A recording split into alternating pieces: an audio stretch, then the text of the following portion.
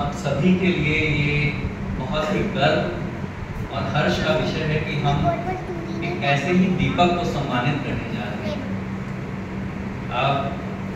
मुझे आदरणीय चैतन्य सर ने कहा कि सर के प्रशस्ति वाचन के लिए कि जो ये लिखा गया है सर के बारे में यहाँ पर, मुझे लगता है लगभग आप सभी के पास ये फोल्डर पहुँच गया हो, तो शायद इसे दोहराना सही नहीं है।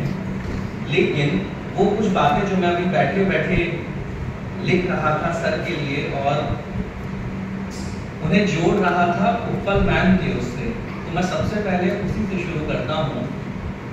मुझे याद है सर, जब साल 2009 में प्रोफेसर दविंदर कौर उत्पल रिटायर हो रही थी, चैतन्य सर भी, मिथिलेश सर यहाँ याद होगा कि उन्होंने FTI में एडमिशन के लिए अप्लाई किया था कि मैं एक फिल्म का एक कोर्स करना चाहती हूँ।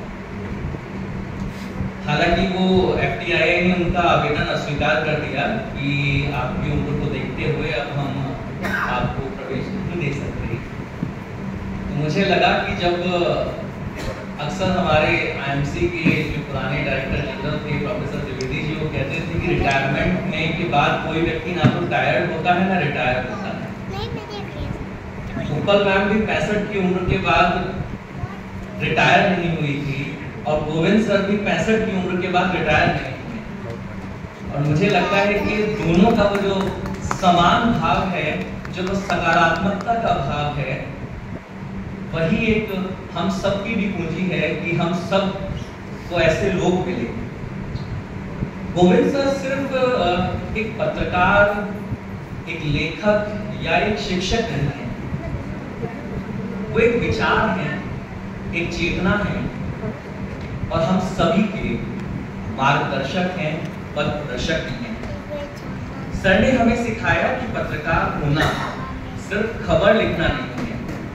मैं अपने आप को कई बार ये सोचता हूँ कि मुझे सर से पढ़ने का अवसर नहीं मिला, लेकिन मैं जहाँ भी होता हूँ याद करता हूँ कि साल 2011 में जब मैं हिंदुस्तान टाइम्स में था और मुझे शिफ्ट किया जा रहा था हिंदुस्तान में, तो सर ने मेरा इंटरव्यू लिया और 2011 से लेकर 2025 तक वो 11 में जैसे थे 25 में भी वैसे ही हैं। और शायद मेरी इस बात पर अगर कोई व्यक्ति मोहर लगा सकता है तो यहाँ बैठे नासिर सर हैं, जिनकी उपस्थिति है, जिनके साथ मुझे काम करने का अवसर मिला हिंदुस्तान में, कि सर आज भी वैसे ही हैं।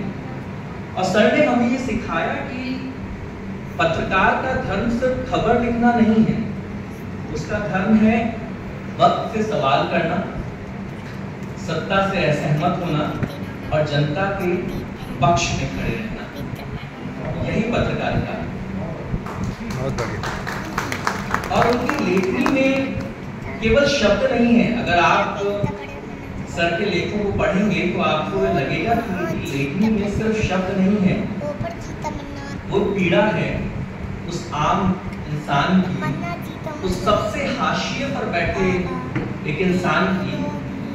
और उनके लेखों में वो जादू है जो शायद सोई हुई आत्माओं को भी जगा दे, जो ये सोचने पर मजबूर करे कि आखिर पत्रकार क्या है, पत्रकारिता क्या है।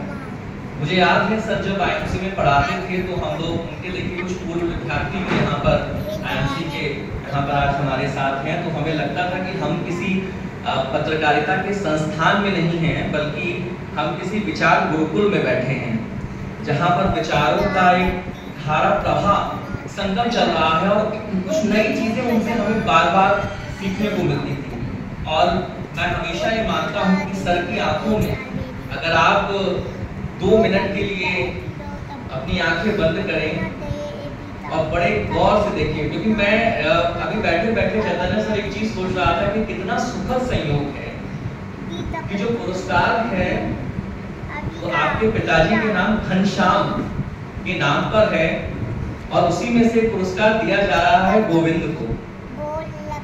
यानी कि घनश्याम से गोविंद तक की जो यात्रा है वो आज यहाँ पर पूरी हो रही है।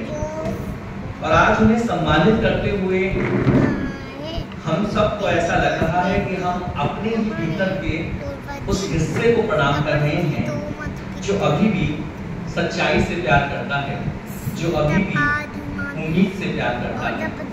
और मैं अंत में सर के लिए सिर्फ 2 लाइनें मैंने यहाँ बैठे बैठे ही अभी लिखी थी कि गुरु बिन ज्ञान अधूरा, गुरु बिन ज्ञान अधूरा, दीप बिना कम छाए, गोविंद सर से सीखा कि कैसे कलम सच लिख पाए। बहुत बढ़िया।